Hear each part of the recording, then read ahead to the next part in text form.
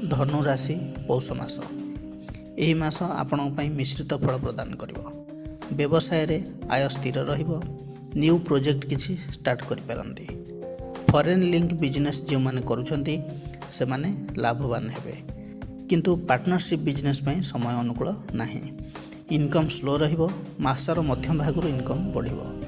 अनावश्यक खर्च को रोकंतु। जॉब हेबार जोग रही। ऑफिस रे नुआ दायित्व मिल पारे। सीनियर ऑफिसर सहित सुसंपर्क स्थापन हेबो। जो माने जॉब चेंज करिया पे चाहउचंती एही मास सेमानक पई अनुकूल रहिबो। दाम्पत्य जीवन रे मिसअंडरस्टैंडिंग रहिबो। मासर शेष भाग रे समस्या समाधान रास्ता फिटिबो। अविवाहित मानक पई विवाहर सुजोग आसीबो। लव रिलेशन स्ट्रांग हेबो। जो माने सिंगल अछंती सेमानकर लव रिलेशन स्टार्ट हे पारे। गृह कार्य रे अधिक धन व्यय हेबार देखौछि। ऋणग्रस्त मध्य हे पारंती। मेंटल स्ट्रेस रहिबो। महिला माने अस्थिर मना रहिबे, किंतु विद्यार्थी मानक पई समय अनुकूल रहिछि। पाठ पढ़ा रे कंसंट्रेट करिवे।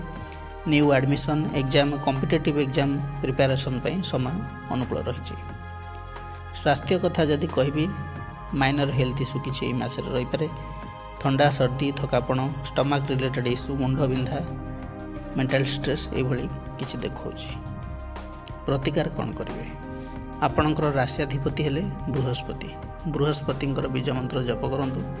मंत्रटी हेला ओम ग्रां ग्रीं ग्रौं सह गुरवे नमः। दैनिक 108 थर जप करंतु एवं माँ तारिणींकर उपासना करंतु। आपणो पई शुभ रहिबो।